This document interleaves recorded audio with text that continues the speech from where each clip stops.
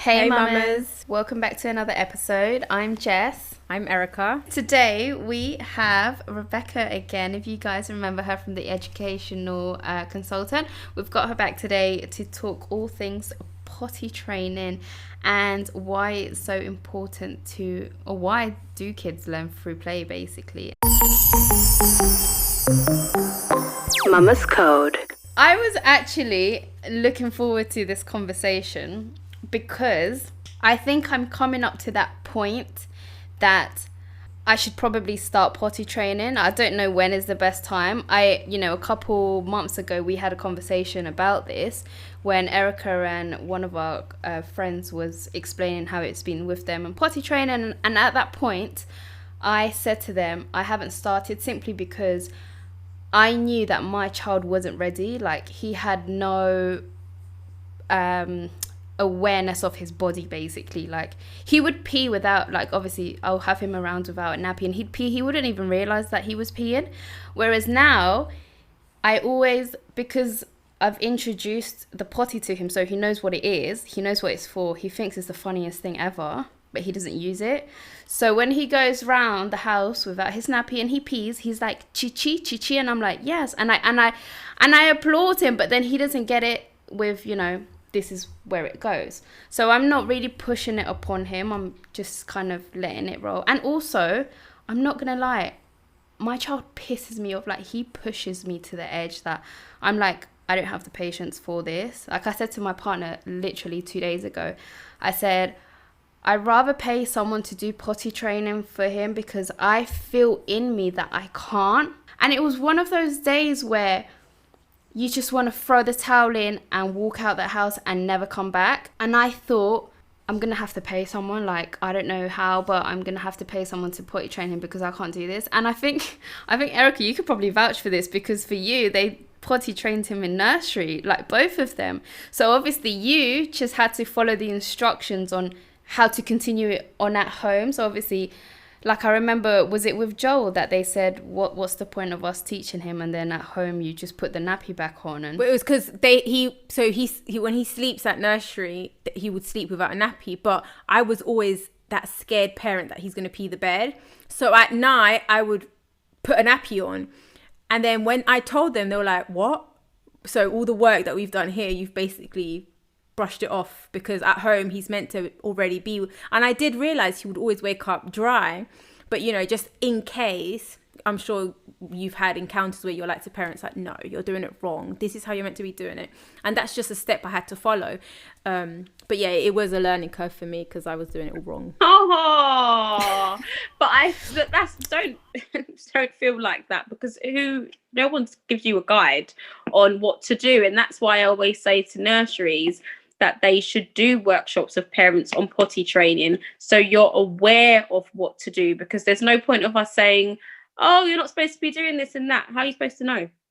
So I always say to them, get the parents in, and if the parents don't turn up, give them worksheets on what they should be doing, just to support you. And then there's that continuity with you, the setting, your child, and everything just flows. is there an appropriate age for when you should start potty training? And I say this because I know a lot of kids develop faster than others. I would say when your child is ready. Generally, potty training starts at 2. That's more less where most children do start, but it's when your child is ready. Some children aren't ready till they're 3. Some children are ready at 1.5. So it's looking at your child and not giving your child that pressure, or you that pressure. If you think, oh, but my child was potty trained at 2 and my other child's 3 and they're still not showing signs. Every child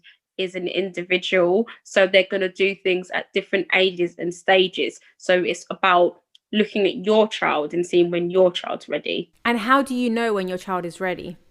So they'll show you signs such as they'll be aware of when they're urinating, or if they've soiled. They may be able to tell you that their nappy's full. They'll show awareness of the potty or the toilet or an interest in it. Like, what happened here? They may start going and hiding when they've done something because they know what's going on. They may start taking the nappy right off and being like, there you go. They may start telling you that they're going. So I'm doing something. They have physical skills, so they should be able to like pull down there, because it's all about them being independent. They should be able to pull down their leggings, or at least with some support, so they can actually eventually take themselves to the potty or to the toilet. Staying dry, so you might find you put them down for a nap, and when you go to change them, their nappy's dry, so they're actually holding it, they're not going. Fidgeting, that little worm, ooh, I'm doing something. Oh my God, it's so funny you say that. This week I've noticed that my son, like, he'll be next to me, but he'll just be like moving a lot. Like you know when you're crossing your legs and you're holding because you really want to pee, he keeps doing that. And I was thinking, what, there's nothing wrong with you. And then Something's happening. So he's showing awareness that he's understanding my body's doing something. So that's a really good sign. I still don't trust myself with it. Honestly, he's the type of child, yeah. I think it's because he's getting to that terrible 2 stage, or that approaching that age, that he's throwing like, not, do you know what? I don't even think it's tantrums. I think it's the frustration of being locked up, and you know, we tire him out, taking him out and running and this and that. But when we're here, and even when, as soon as he wakes up in the morning, he'll come into the living room pissed off, like genuinely pissed off, and grab his toy and like throw it across the room. And we've learned to just sit there and watch him.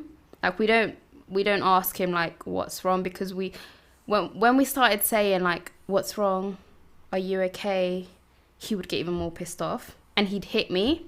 So do I just sit there and be like, yeah, just hit me, or do I just say, I'm going to move myself from the situation? So this is why I'm a bit like, how do I transition this pissed off little person to sit him on? You just sort of are like, okay, that's fine. Because we saw this post, yeah, that said, when your child hits you, you just say to them, I'm going to remove myself from this situation, and just basically let them be. And obviously, I like, in our culture, I find it a bit like, how are you going to come and snap me? Obviously, I'm not going to go and tell him off or anything, but I'm just like, do I really just let him get away with hitting me? But anyway, so my point is Can I just add something to that? How do you set a boundary when your child does hit you? Yeah. Because this is something we've discussed before. Obviously, your child will test your patience and will test where they can go with you, you know? And like, and the post that we did see, obviously the lady was saying that, you know, if your child smacks you across the face, you're just meant to be like, okay, I feel very frightened, so I'm going to move myself away from the situation. But won't kids know, okay, well, this is a way I can shut you up, or this is a way I can kind of get my way around it? Because again, like nothing will happen to me. Yeah, because it's like, well, there's no repercussions for me doing this, so, you know, let me just carry on. So for me, yeah, I wouldn't just say, let me just remove myself, because then your child's not going to understand that that's not a kind thing to do. So obviously, depending on the age range, the outcome will be different. If your child is old enough to understand rules, I would have golden rules within your household that you do with your child, so they can take ownership of those rules. So you should have, like, make it fun. You know, okay, today we're going to go over some fun golden rules. What do you think that we should be doing that's kind? What isn't kind? Hitting, shouting, throwing. Oh, so that's going to go on there. So you agree that we shouldn't be doing that. Oh, fantastic.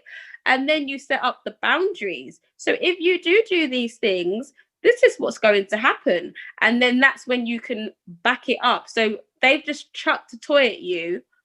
Oh, can we come over to the golden rules? Do you remember when we done that activity? And you said throwing isn't kind. You've just hurt mummy. What's going to happen now? You know, sometimes a warning is warranted, but if your child throws a toy at you, come on, they shouldn't have a warning for that. That's straight away. repercussion. And it depends on you what you want to do in terms of disciplining your child. So a lot of parents do time out, and what I suggest is thinking time. So instead of saying time out, you're going to be isolated, go over there, goodbye, I don't want to see you, have thinking time. So you might remove them from the situation and sit down with them and say, why did you do that? You know, let's talk about this now. Why did you do that? Listen to their answer. Okay, do you know that you hurt me? That, do you know how that made me feel? That made me feel very sad. Do you want to hurt mummy? No. What do you want to do? You want to be kind. Why? Because that makes mummy feel happy.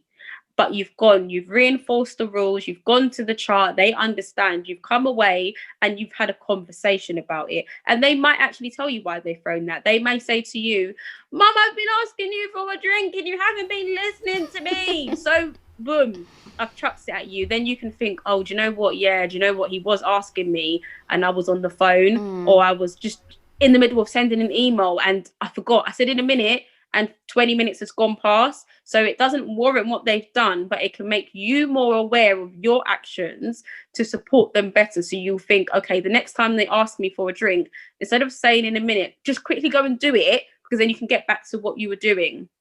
So boundaries are important for children because it helps them in society, in life. They have to know, I can't just hit mummy. I can't just throw my toys at the TV, because if they think they can do that at home, guess what? They're going to do that at the nursery. They're going to do that at school. And that's when they're not going to accept that, because you can't have a child in school. That's when children get suspended. They say they can't cope. They start thinking, oh, is there something wrong? Because you have to teach your children boundaries. They need to know, what am I allowed to do? What is acceptable? What am I not allowed to do? But why? So it's not just about, don't hit mummy. It's like, well, why? Why shouldn't I hit you? How do we bring those boundaries into potty training? Sorry, I said all of that because I just imagined him throwing his soiled potty at my face, which is why I asked the question. But how do we bring those boundaries to that? Because obviously we don't want to scare them. We don't want to force them to just sit there until they do something. No, but that's why you wait till your child is ready. But you shouldn't just be launching straight into potty training anyways. First of all, you look for the signs that your child is ready. Second of all, you then prepare your child. So that's when you do activities to really get them to understand what is going to be happening. It's a new transition. So you might find that they throw the potty because they might think it's a ball, something that you do throw. How do they know what it is? So you should be doing activities to, right now, as you don't want to launch in, you don't feel like you're ready, don't feel like it's that time, you should be preparing him. So do story sessions. You can get some books out on potty training, where it could be little Delilah is learning to do potty training. Oh, this is what she's doing. And then she went to the potty. So educate him now, do role play. And you can set up, I don't know if he likes, he's got his favorite rabbit or toy or teddy bear, and get the potty and say, oh, you know, babe, Teddy's going to the potty. This is what happens. Talk about what's happening. So when you're changing his nappy, talk about what's going on, why you're changing his nappy, what happens in the bathroom, why he should wash his hands, you know, educate him with all of those things. So you're really preparing him. And as well as that, you should be asking him, does he want a potty or does he want to go straight to the toilet? He might throw the potty because he doesn't want to use the potty. He wants to go straight to the toilet. So ask him, what one do you prefer? Do you want to go straight to the toilet and you can get a toilet seat and then steps? Or do you want to use the potty? And if he wants to use the potty, I recommend that you go with him to choose one, because he may, like you said, oh, he might think, oh, I don't want that potty because he doesn't like it. You've picked that potty. So it's okay to take them straight to the big toilet. some children don't use a potty. Some children don't like the potty. They want to go straight to the toilet, and that's okay. That's what they're going to be using eventually. So ask them which one they prefer. So yeah, ask them which one they prefer. And through your preparation, you should be talking about the toilet and the potty, showing them pictures. This is the toilet, this is the potty. And you may find that he's like, I want to go straight to the toilet. That's okay. So you may avoid the whole, oh, I don't want to use the potty. And if he does want the potty, make it a fun day. We're going to go and choose your potty today. You get to pick which one you want. And then it's going to be like, oh, it's my potty. It's mine. I'm going to use, that's mine, mummy, not yours. And why is he going to want to be chucking the potty if he's picked it? It's his potty. It's only he's allowed to use it. You don't find children doing that when they got to be a part of picking something. Mama, I love you.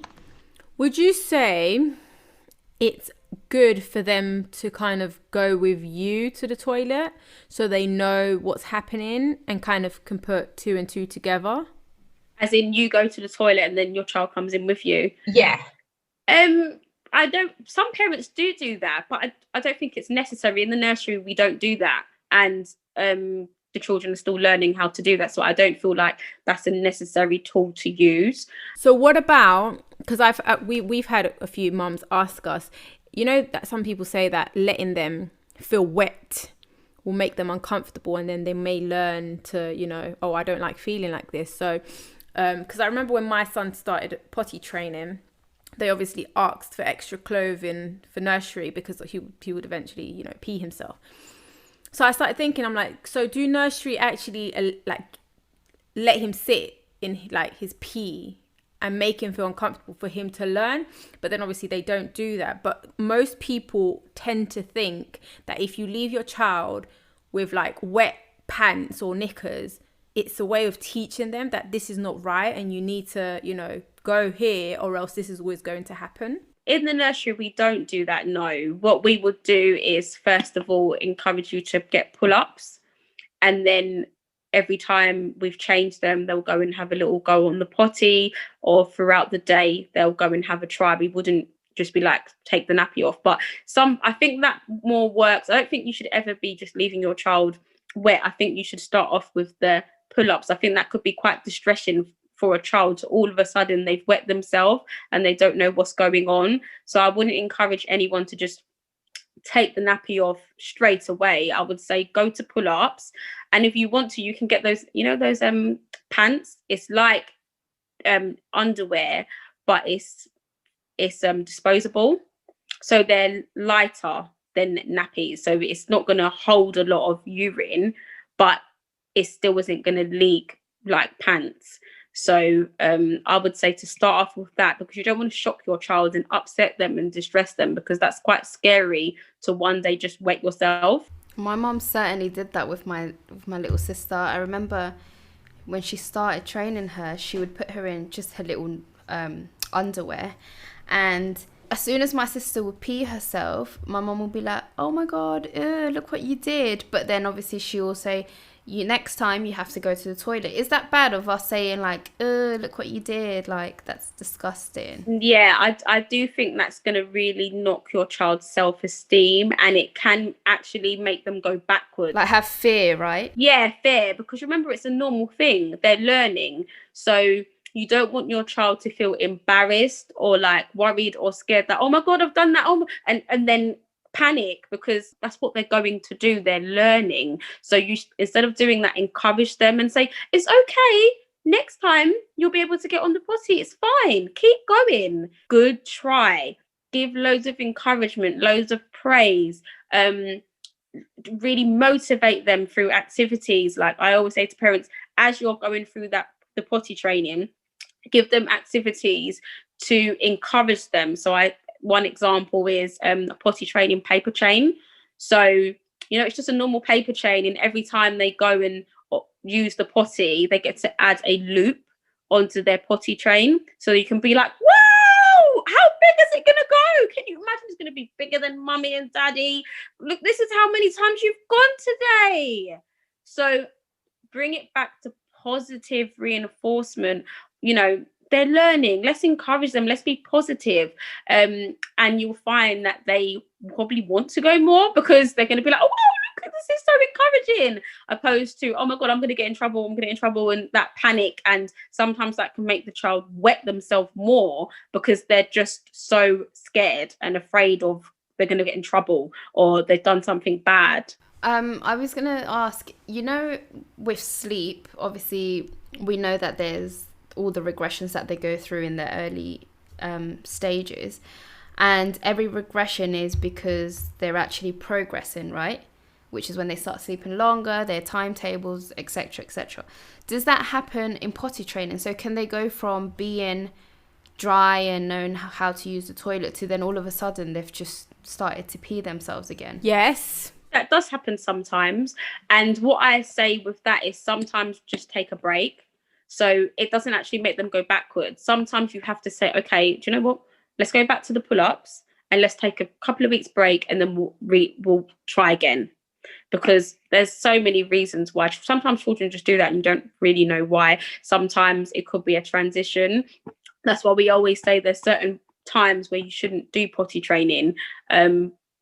If you've had a newborn baby, if you've just moved house, if they're going through a big transition. So everybody in lockdown right now, straight away wouldn't be a good thing, because it's like they don't know what they've just been pulled out of nursery, for children aren't going to nursery anymore. So give them that time to sort of get used to the new routine before you start launching a new, oh, you now need to learn to do this. I can also say, like, my son's been potty trained for like a year. And when it got a bit colder, he started wetting the bed. We kind of think it was because he sleeps like an octopus, so he removes the covers and like turns around. And so I used to think maybe he got cold, he wet himself, and then obviously being wet got colder, and then it was just a reoccurring thing. But because he might have felt uncomfortable, he would always wake up, so we'll change him and then he'll go back to sleep, but he wouldn't pee again. I will make sure like he was really covered, and we made sure after those few times that we kind of like sussed out what was happening, that we would put the heaters on just before bedtime so the room was nice and warm, and then it just stopped happening. Yeah. So yeah, sometimes you can work out what it is. With some children, in the beginning of potty training at night, you'd get them up at some point in the night for them to use the toilet, and then that sort of helps them to automatically wake up if they need to go, because they're sort of used to it. And just making sure they go toilet before bed, and not giving them, you know, children, they always want that big glass of water in their room. They all want it, but sometimes, you know, if they're in the middle of toilet training, it's not a good idea for them to have a pint of water in their room. Let them have the water before bed, go to the toilet, then bedtime, because they're not thirsty. They just want an excuse to have a reason to stay up. They're not thirsty if they've just had a drink before bed.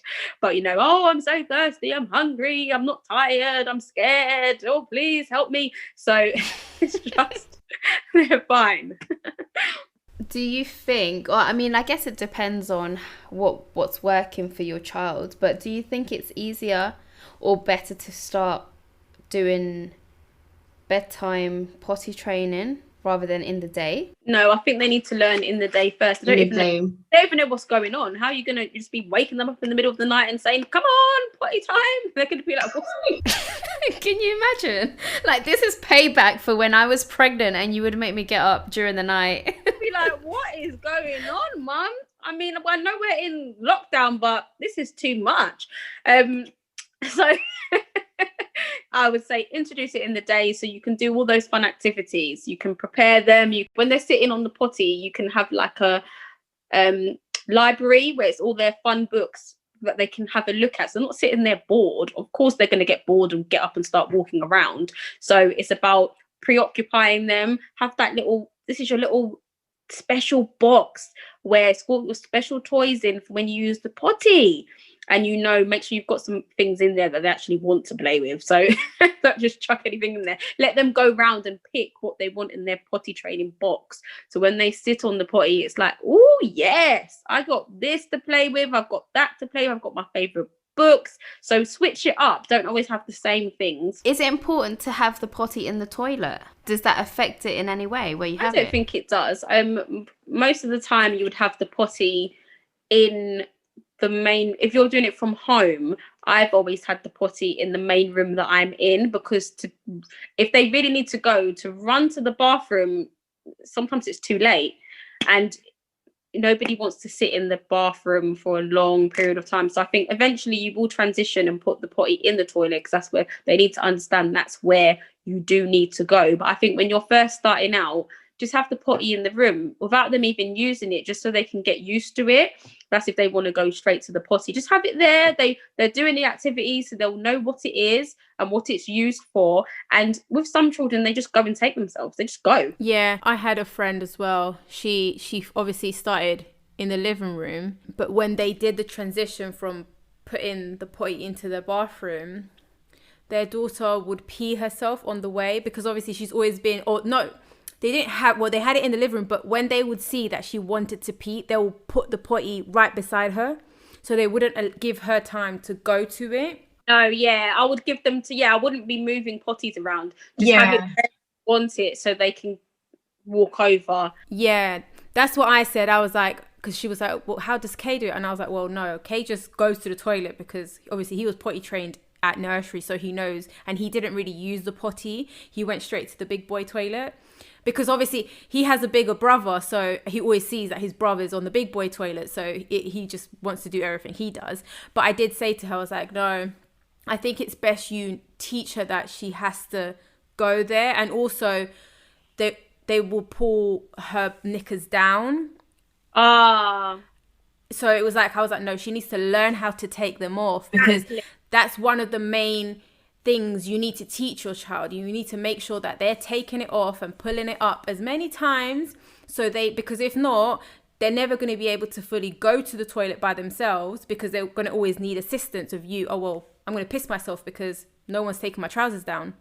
Exactly. You've got it spot on. It's all about a child's independence. So you're supporting them in taking themselves to the toilet or potty independently. So it's exactly like you said. They might need a little bit of support, but you shouldn't be doing the whole thing. It might be that you need to pull that bit down, but then come on, you do it. Lots of encouragement, lots of praise. So make sure they're in suitable clothes. I mean, you've got some parents potty training with belts and all these dungarees, and it's like, what? I might be that parent one day. That's the first thing I thought. He'd be like, mother, please unzip my belt. Why would a child be wearing a belt? What I mean, the time it's going to take you to get the belt off, it's like, you know what, let's just forget it. Or like jumpsuits, you know, that, yeah, like dungarees. Even for us, like sometimes, like when we've been clubbing or whatever, and we're just sitting, or in our friend's house and we're wearing jumpsuits, and we sit there completely naked because we have to take the whole damn thing and off. You're all cold and shivering, like, oh, this wasn't such a good idea after all. Yeah, it's not suitable, my darling. Jogging bottoms, leggings, you know, easy shorts, easy things. Obviously, think about the weather. Easy things to pull down that they can do themselves. It's all about helping them to be independent. If we're going out, am I putting a nappy on them? It depends. When you will know when your child's ready. So if they're at that point where they are now asking to go, then you don't have to. No, you should get the little portable ones. Portable potty training portable potty. I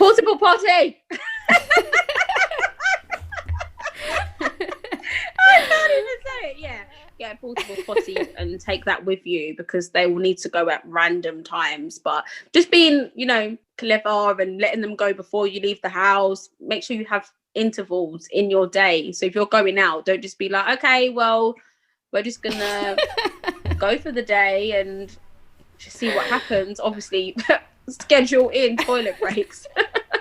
Schedule them in, because they're gonna need to go. What tips would you give a parent starting? Because obviously I know for the child it was, you know, pick your potty and your box and, you know, stories, and introduce them to what it is. So for a parent, I know patience is the first thing.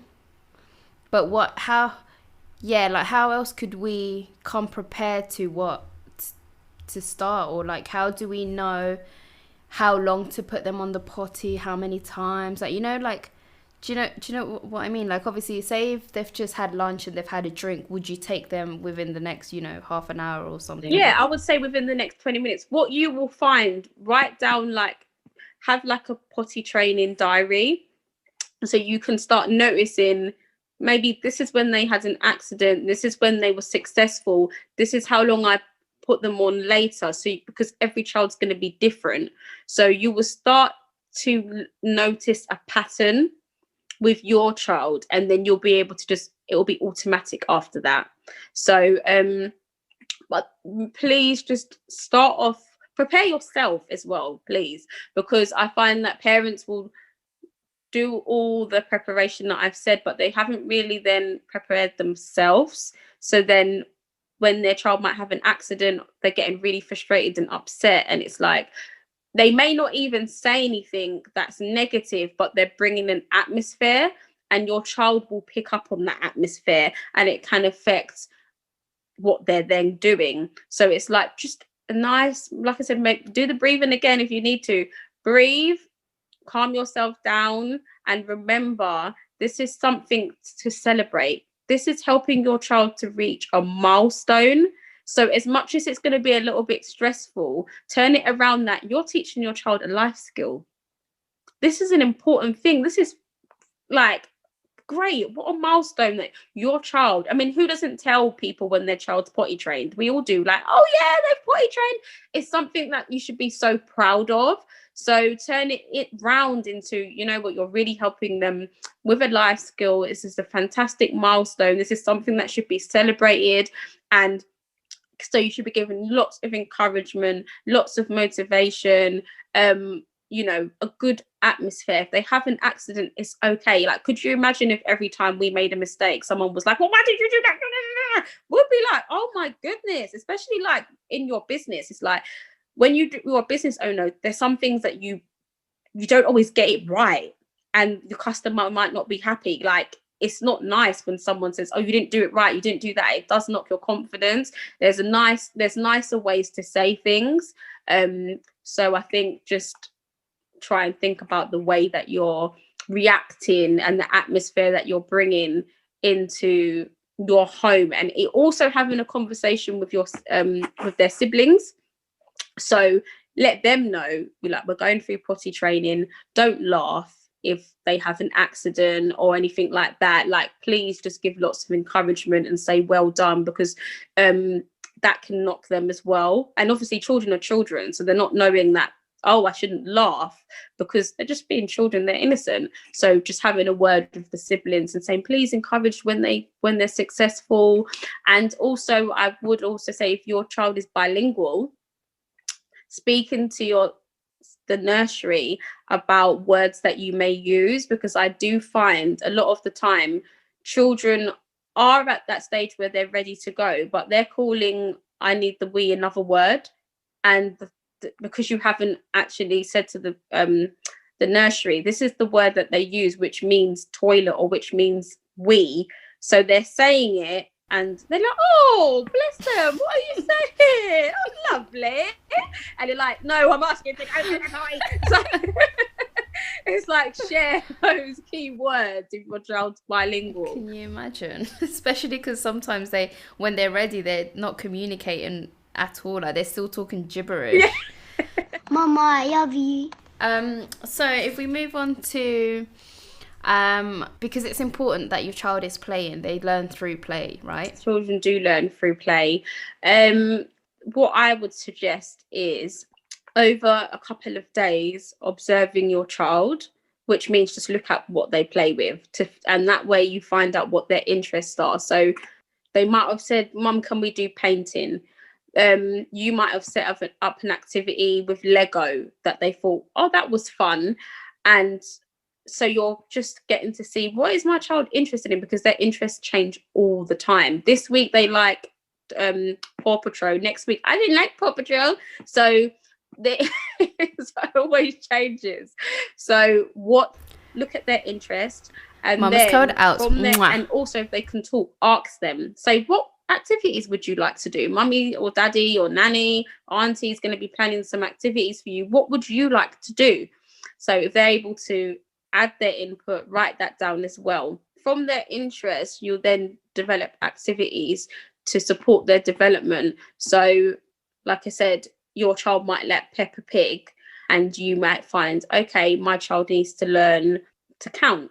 They liked painting as well. Okay, that's 2 in 1. Great. And you can even do that outdoors, so that they're getting to be outdoors and they're promoting their physical development. You're encouraging their language and their maths with numbers. So what you could do is say, should we paint some muddy puddles? So there you go. We're going to paint some muddy puddles, and then what's going to happen? You're going to jump in each muddy puddle and count. So let's see how many muddy puddles Peppa Pig has. Let's jump. 1, 2, 3. They're learning the numbers. They're using their physical skills. They're using their language skills. But the most important thing is they're learning how to count, but they're doing it through play and their interest of Peppa Pig and painting. I do that, not the muddy puddles, but every time we go up the stairs to get into our house, we count every single step, and literally every single day when we're going down, when we're going up. And it's just, even sometimes when I forget, he's like, Mama, uno. And I'm like, yes, uno, dos. And then he starts counting. Yeah, so I definitely agree. If you get them like used to a certain thing and make it fun for him, they definitely do learn.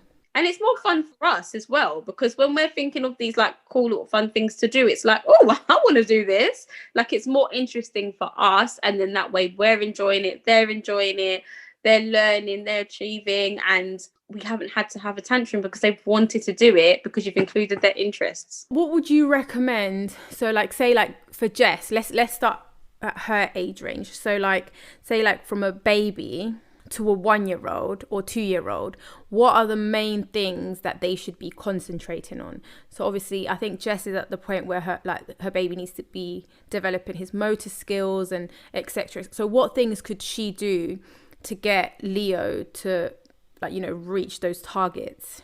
Yeah, so when it comes to that age range, from 0 to 3, you're looking at their prime areas of development, which is physical development, communication in language, and personal, social, and emotional development. So what you should be concentrating on is, 1, them being around other children. So socializing, bonding with other peers, being around people. You should also be looking at their language. So lots of story sessions, reading. You can add in props, puppets to make it really fun. Lots of nursery rhymes, singing, music, instruments, getting them to move along to the beat of the music. It should be a lot of that type of thing. And their physical skills. So encouraging them to crawl, lots of tummy time.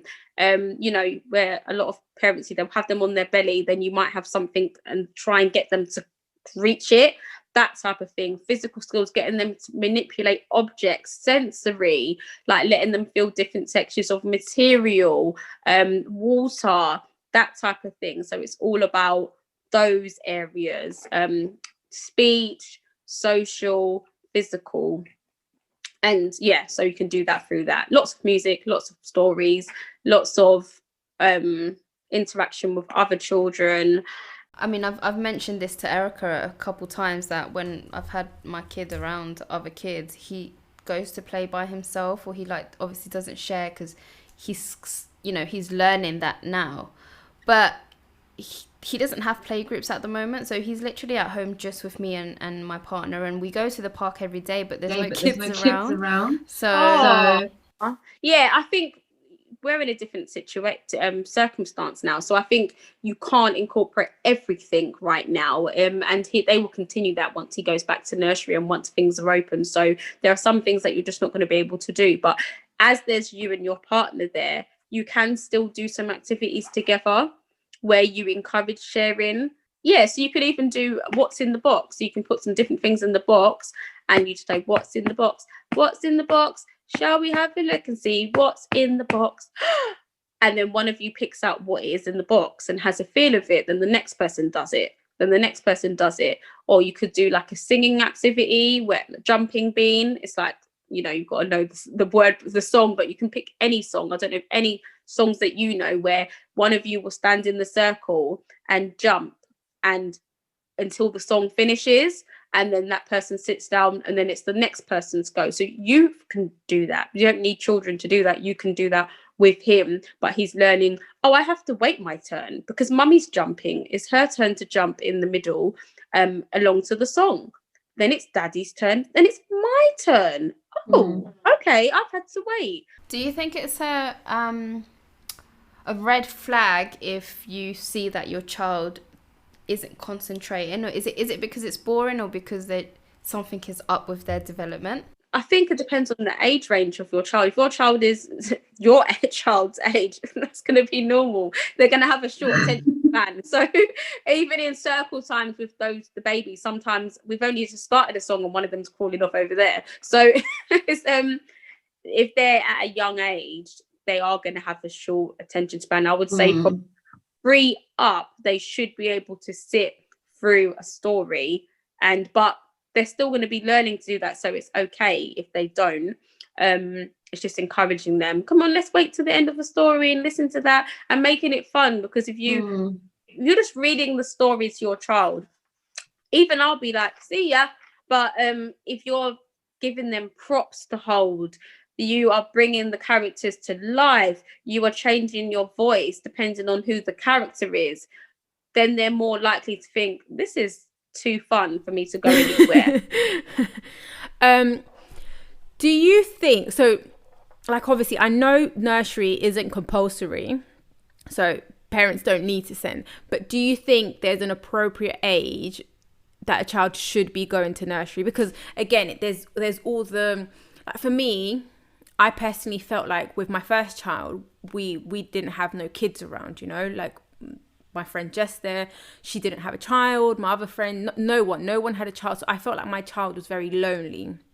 And he was very like, he was a pleaser. So every time we went to a park, he would always try to make friends. But the rest of the people, like the kids, were just like in their little bubbles. And some of them would play with him, but then they'll get tired because he wasn't like in the age range.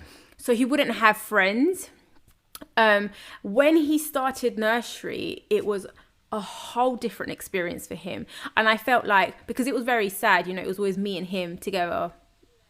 But then I almost felt like if I would have kept him with me, I would have stripped him of that opportunity of making little friends. Like he's got friends that, you know, he started nursery when he was like 2.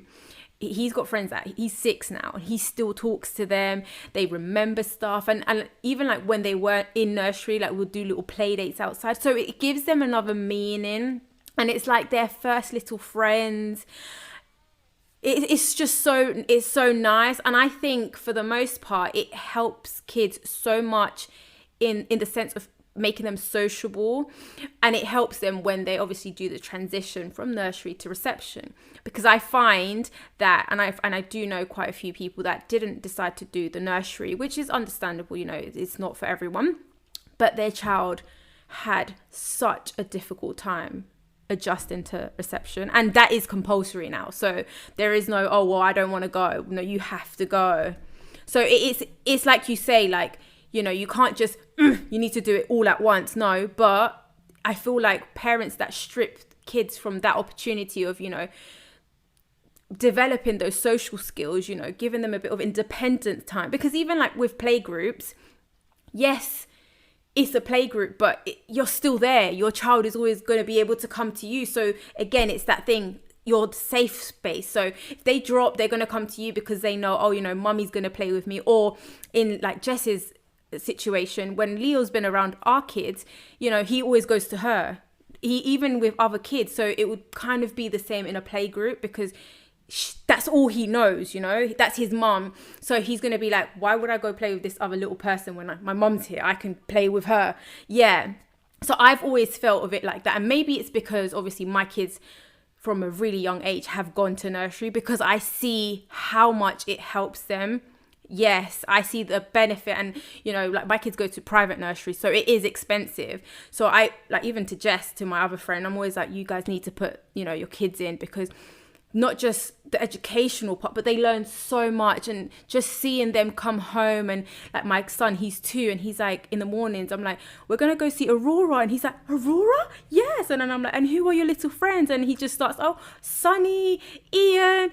And it's so nice. It's just so nice for him to say other people's names. And even when we like come out of the nursery and he sees one of the parents, he's like, oh, Ian's mummy. And I'm like, oh, is that Ian's mummy? And it's just so nice, because it gives me another thing to talk to him about. Like, I always find, like, again, with the counting and stuff, when he leaves nursery, I have something different to ask him, because I'm like, what did you eat today? If he was at home, how am I going to ask him that? I know what he ate today. He's probably going to look at me like, you're stupid. You made the food. You should know what I ate today. So yeah, so that's that. I know I said quite a lot, but do you passion now? Yes. But yeah, so it's it's the best feeling when your children have friends and they tell you about their friends. Yeah, or when you go to the nursery and you see them playing with their friends. It was just giving me flashbacks as you were speaking. But I do think it is beneficial. Obviously, I've worked in so many nurseries, so I've seen the benefit of children going to nursery, but I do think that it is beneficial for them to go before school, because it's very difficult for them to have that transition. But I think you know your child. Some children, they're just so independent, and you're like, do they go to nursery? No, but they've got so many siblings, extended family members, nieces, you know, the cousins, grandparents, and they're so sociable, and they see so many different children and different people that the mum takes them or dad takes them out and they're off. And you're like, do you even care that I'm here? Hello. So I think you know your child. If you have a child that is just not clingy, you can leave them for your friend to babysit or your mum, and they're just like, bye, they don't even care.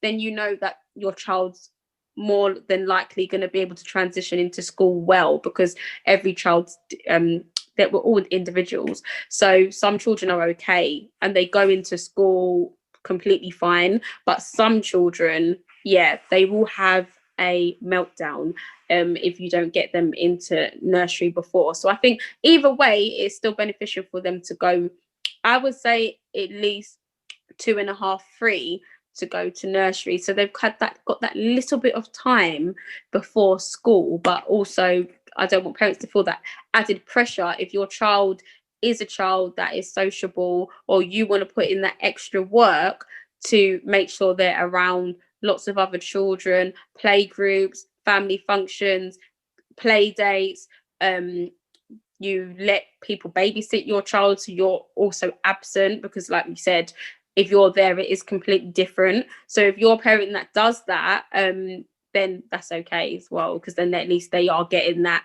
time away from you to be able to be sociable with other people without that safe net there. I think it's definitely beneficial in terms of independence, and also it does depend on your child, because like what Erica just said is that her firstborn was very, like, when there was other children around, we could see how happy he was to see another child. Even if we were like crossing the road and he'd see a child across, like the smile this little boy would have, and we would always feel so guilty for it, because it was like there was no one else.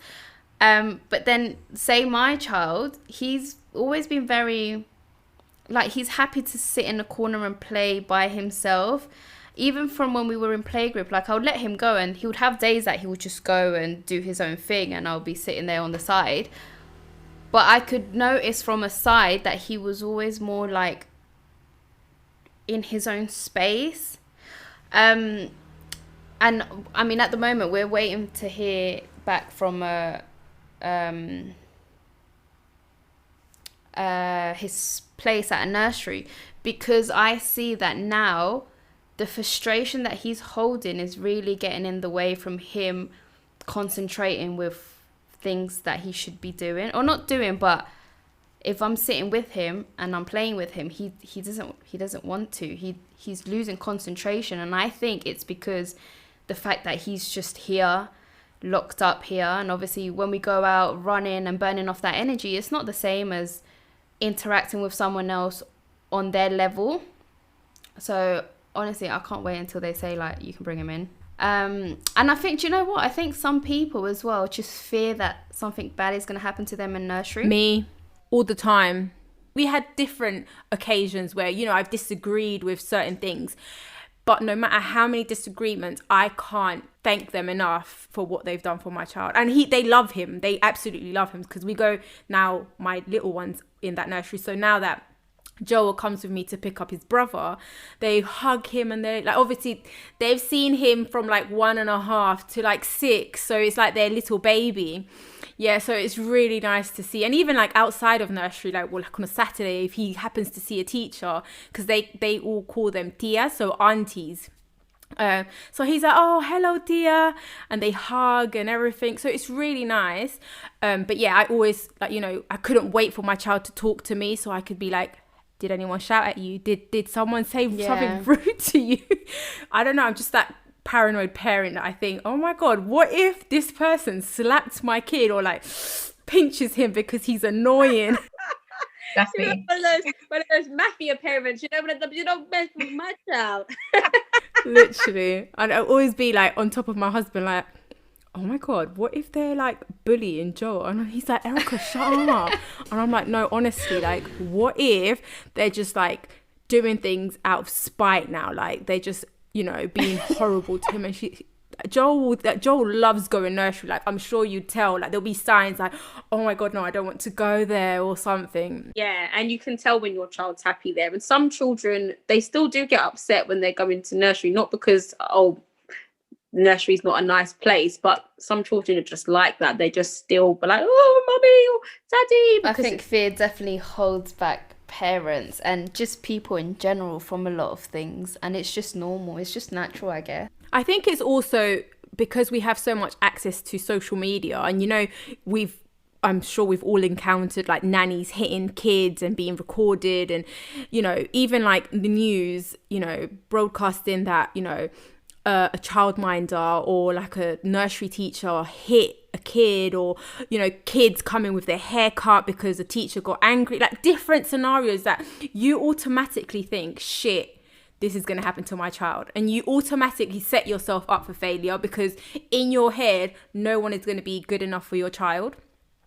But if you have them worries, then, you know, you're just always going to be tensed up. And like you say, that energy goes to your child. So they're in the mornings, it's going to be like, no, I don't want to go in, because you're obviously moaning, and you know, children are literally sponges and they listen to everything, and they go and repeat, and they'll be like, Mummy said you're silly. Mummy said you don't know what you're doing. My mummy doesn't like you. As parents, it's always going to be a scary thing. Like, even though I've worked in nurseries, my daughter came to the same nursery I worked at, I was still like, oh, is she okay? And I'd be coming in the rooms and being like, Jasmine, come on. And they'd be like, she's fine, go upstairs, you should be upstairs. So as parents, even when you're in the industry, you still do get that. She was downstairs and I would still go and sneak and see if she was okay. It's just, sometimes we just feel like the worst scenario. I don't know how we think of all these things. I always say we're all psychos, because like the amount of things that cross my mind. I was just gonna say, it's that psycho in us that just make us think the worst, and it's all the documentaries on Netflix that we've binged. And then we'll be like, but what if this happens and that, and then when I go and turn up and then they're not there, and they're like, okay, what have you, this is too much. Look, once my husband dreamt that he went to pick up Joel, and that Joel was across the street from the nursery, and then he was like, Joel, what are you doing here? And then he was like, oh, they didn't want me to be in there, so they told me to come stand here. And he was like, Erica, I don't think we should send him. And I was like, what? And he was like, yeah, like, I had this dream, and I thought, wow, I thought it was just me, but it's definitely you. And you know what? That's one very thin line that we as parents can inflict so much fear within our children. And you know, oh, I don't like to eat this, so I'm going to push that onto my child, or oh, I'm scared of doing this. And when they're in another situation, it's like go for it. Even if you're scared, you should not inflict that onto your child, because then they will grow up to be a nervous child, a scared child. And I think, yes, fear is always going to be within us as parents and as just people in general, but I don't think every sense of fear is a negative thing. In the nursery, we encourage children to take risks. That is something because of that reason. So, and as a parent, it is difficult, because even I remember my son, when he was around 5, he'd want to go on, those big climbing frames, and I'd be like, ah! But I know I should allow him to go on them, because he's gonna fall, but I'm standing there, so if he falls, I'm there. But I can't put that fear onto him. But even I would find that difficult, because I'd be like, oh my god, it's so hard, and he's fine.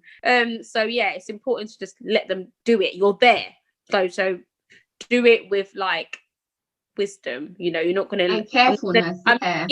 Carefulness. I'm not gonna say let him take risk, and I'm on the other side of the park while he's It's like you say, you're teaching your child life skills, because in life we're gonna drop, and we know that we just need to dust us off and get back up, because if we're not gonna be there all the time, and our parents are not gonna be here all the time. So if we're not gonna teach them life skills, they're very needed skills that we need to function as human beings, then we are failing them. Mama's Code. So, golden tip for this episode. Golden tip. Make sure what you're doing with your children, have some fun in mind. Life is so short. We're in the middle of a pandemic. Everything is so uncertain. This is the time, if not any time, to be making sure your children are having fun, and that you are having fun as well. Make sure you include your child's interests, and you include them with like rules and boundaries, because it's going to help you. And same as before, be kind to yourself. Being a parent is not easy. We have good days, we have bad days. So don't be so hard on yourself. Remember, no one's perfect. There isn't a perfect parent out there. So you're trying your best, and give your children that childhood that you want them to grow up and look back and say, wow. Thank you so much, Rebecca. So I thought Erica was going to say something there. Thank you so much, ladies. It has been fun. It's been lovely. I want to do this more. I mean, we should have like a therapy group. Yes, we should. Before we let you go, where can people find you? If they want to do a workshop, if they just want some consulting with you, if they want any more information, plug yourself. So you can find me on Instagram, helpinghand_EYC, Facebook, Helping Hand Early Years Consultancy, and which is the same with my website. So you can find me on there. I do sometimes post some top tips as well, so if you just want to look at what I do, and I also do some motivational posts as well, just to keep us going, because we need it. We just need that encouragement, that motivation, that inspiration. So come over, say hi. Mama's Code out. Mwah. Mama's Code.